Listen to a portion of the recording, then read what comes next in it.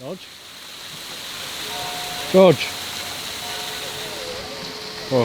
I guess we've figured out why Germans love represent. They've even got a statue of me in a waterfall.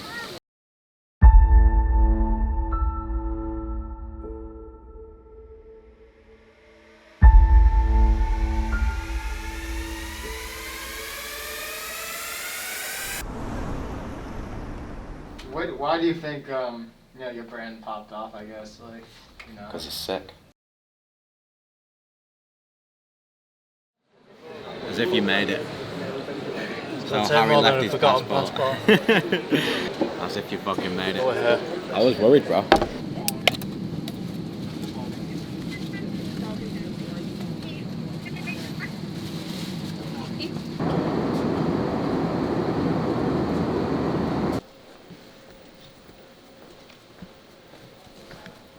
And then we're gonna check the city out. We've never been to Berlin before, and it's actually one of our most popular cities for the brand. We sell a lot to Germany, and a lot of that is to Berlin. So I'm just gonna knock around, see what everyone's wearing, see what everyone gets up to, try and understand the atmosphere, and check out what's on rare. Peace out.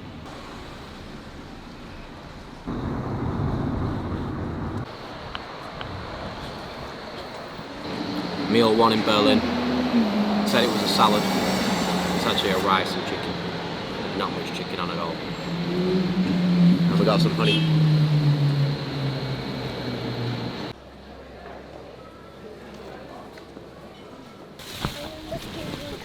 A lot of crepes and ice cream and sausages. So we're gonna get one of each and see what's the best. Everyone's saying Burgermeister. I'm guessing it's a chain. There's also Grill Royale that a few people have said, which sounds fucking good. Dude, I don't know what this is, but look at the size of it. Whoa, it's like air. Love it. Like big fried chicken something. What actually is it that's inside?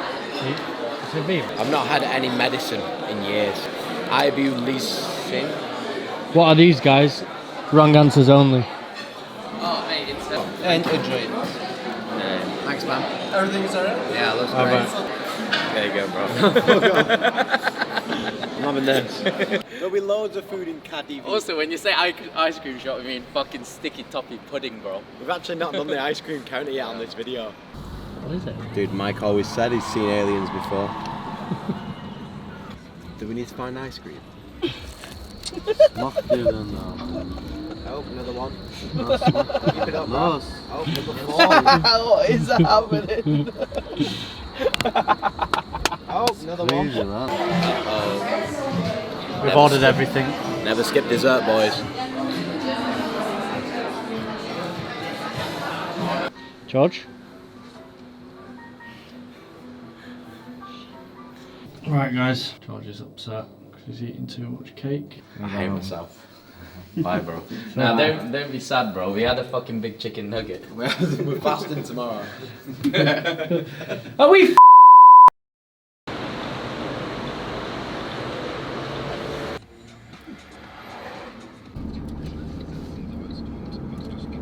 I'm gonna have to cover that cut up with some shades. I can't see it, well. Can you not see it? Oh, What about the bags under my eyes? We're at the KaDeWe. Is that how you say it? KaDeWe? KaDeWe so. department store. Gotta do a Q&A before we open the little pop-up thing we're doing there. And I'm hungry. Oh. Nice to meet you, hungry. What's your name? I'm starving. Yeah.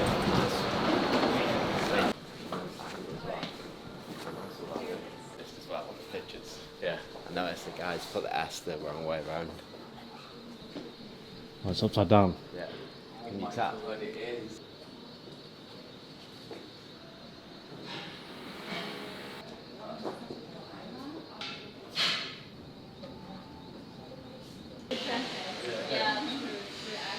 Sasha, nice to meet you, man. Good. I was waiting all my life for this. Oh, you live? How old are you? Bonus club. Oh, sick, bro. Nice. Thank you. Appreciate it. Are you from Berlin? Yes. Nice. Berlin. I'm a fan since day one. What's that? I'm a fan of Represent since day one. Really? Yeah. What, for like 10 years? Yeah. Oh, sick. It's so crazy how it all started. Can I make a photo with you? Of course. Thank you so much.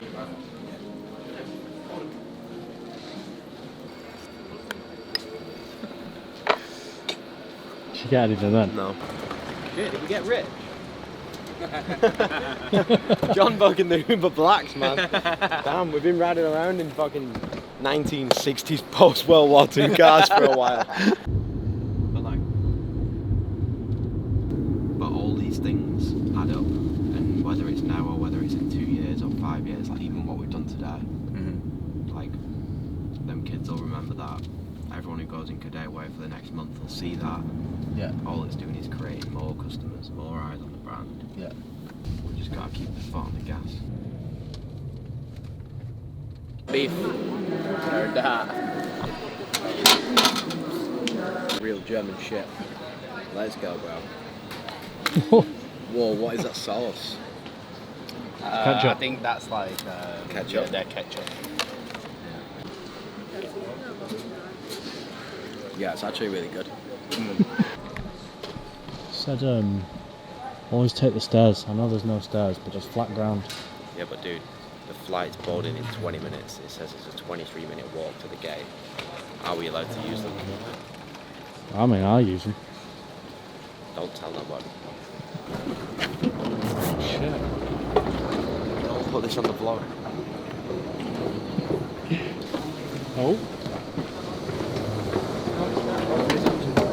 There's stairs over there again, mate. Oh.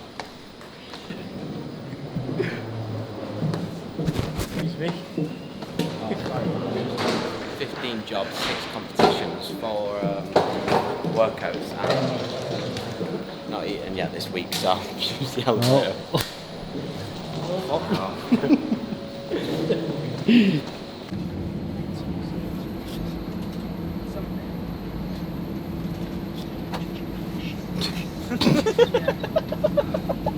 You can't do that.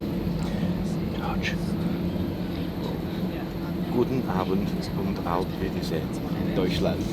Ich liebe dich. We're gonna have to cut it. We'll follow you. What's up, players? Hello. How are you? We're going on stage today, I don't know what's going on. Stage ready. Oh, I'm always stage ready, not gonna lie. Why are you not doing the event? I wanted to do it, but you gotta have teams of 10. Obviously me and you could do it together and we'd probably win anyway.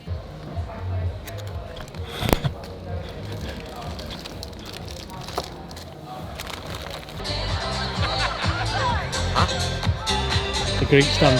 Dude, I've just had lunch as well, but fuck it. Ooh, that's a very tough one. You know, and how is Represent going to evolve with the customer trends? And then the quick fire questions, if you could do a collab with one brand, what would it be? Good answer.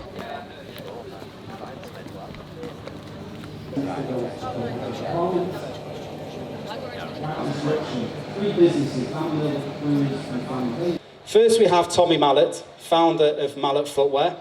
No introduction required. I believe the next guest is Tom Behan, the founder of Castor, premium activewear brand. And last but not least, the founder of Represent, George Heaton. So first of all, welcome to Frasers Group. Welcome to the Frasers Festival, the first Frasers Festival. Great to have you here. So the theme of today is we've sort of gone through the journey of how we've disrupted the premium luxury industries since we've acquired 3 different businesses. I don't know what I'm doing tomorrow, but at the moment it's just to carry on having fun with the brand and carry on developing as rapid as what we're doing. And it's happened in such a short period of time. What year did you found the brand? 2015 we started, so yeah, 7 years. Thank you everyone for listening. I didn't know this was being live streamed. I'll pass you on to George. George, thank you.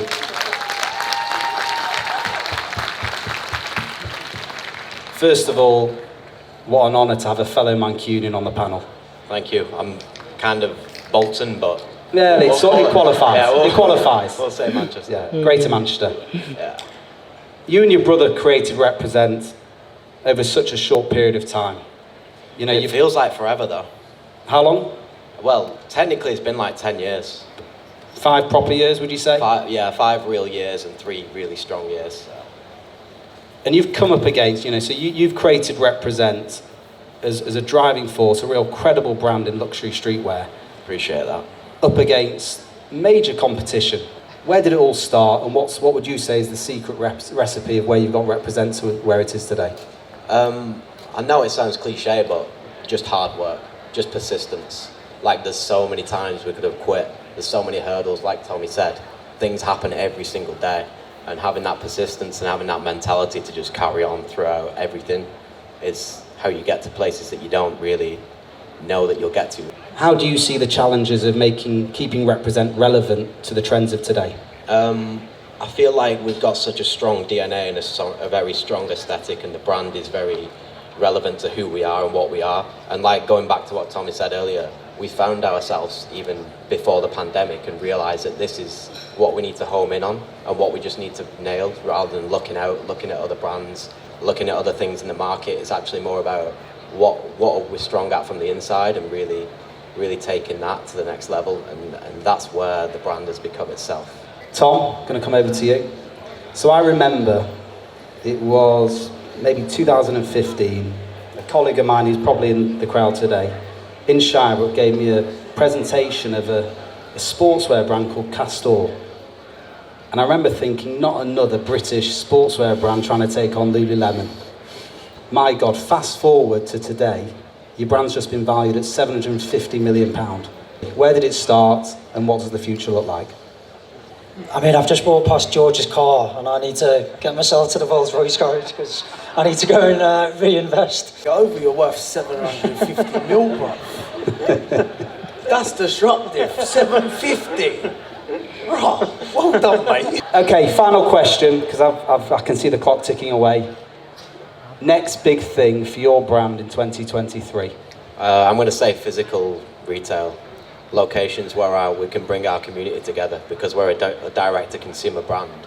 When we do pop up and do a little sample sale or whatever it is, like, we get thousands of people queuing up, so I want to be able to bring that into a constant space. And then number 2, obviously, the relationship with flannels. Well, that is also number 1. So we'll do all your pop-ups in our flannel store. Yeah, we'll do it together. No problem. And I want to say thank you and enjoy the rest of the day.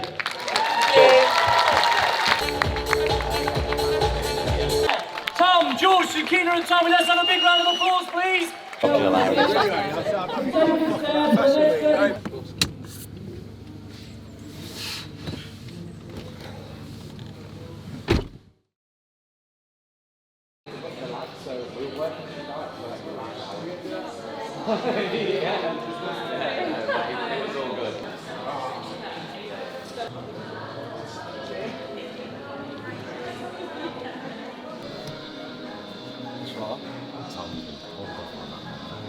So laces have been pulled out.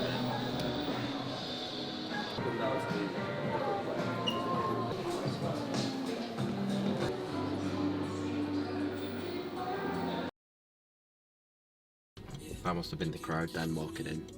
There's probably 50 people there, weren't there? Come prepared to everything. Anna. Hydrate. Yogurt. Protein yogurt.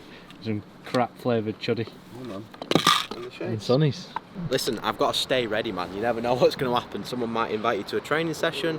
You might run over on time. You need the cals. Oh. Keep on, man. That transition. But yeah, it's really good. There's a few people there that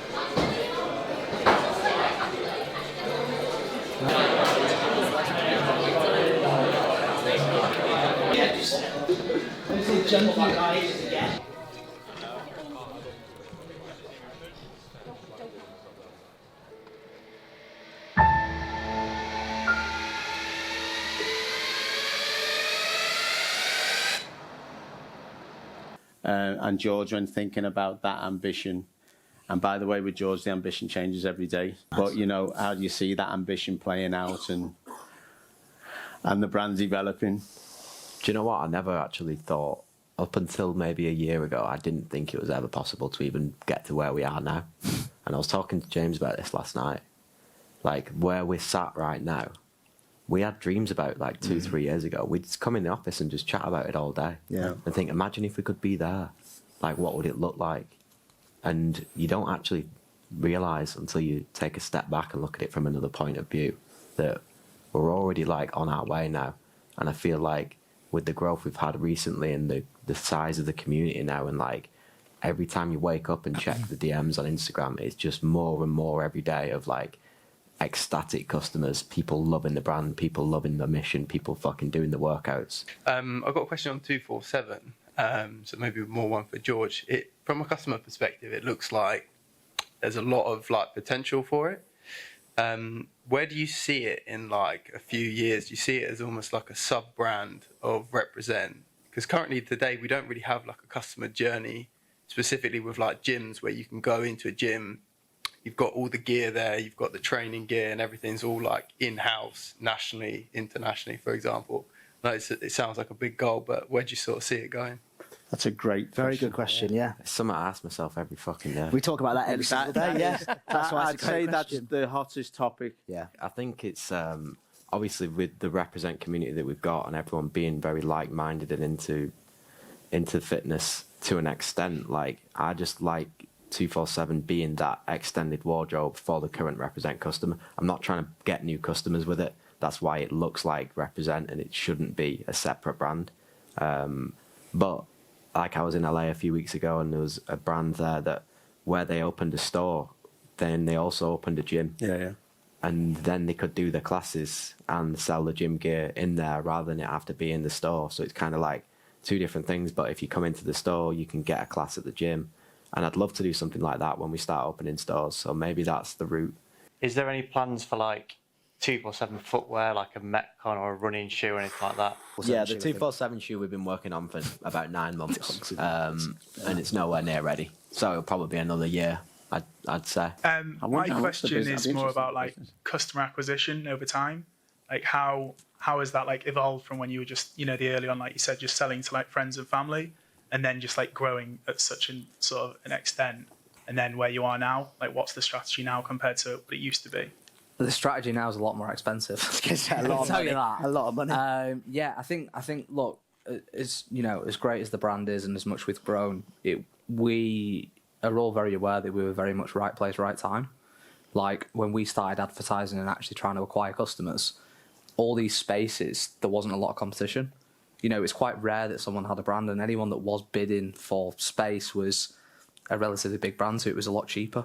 If you go back to 2015, 2016, you're talking about having a CPA of under 10 quid, which is mad considering our AOV over time hasn't really changed. Mm-hmm. We've always been sitting, around the £150 mark as an AOV. So the only thing that's changed now is that we're spending a lot more, but it's also costing a lot more in terms of a CPA.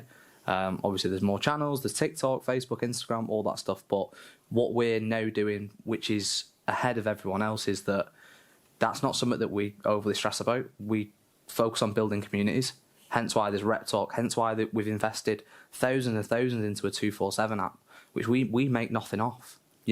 It's all about, for us, is the connectivity with you guys. I think outside of like digital stuff, which obviously is probably what more we wanted, but actually physically, we're going to be doing more activations, we're going to be doing more pop-ups. So, you guys, if you came to the Manchester one, you saw the buzz that was created by that. And that's, for us, a really great tool for getting new customers. We're going to be doing them more internationally. Like I said, we're going to be doing activations in stores and bits and bobs like that. So we're kind of attacking it from all angles, really. Yeah. Yep. Yeah. Nice. Cheers, Yeah. everyone. Good. Thank you. We've got an hour, so just after one. Oh, legs are numb. It could be a tiny fit.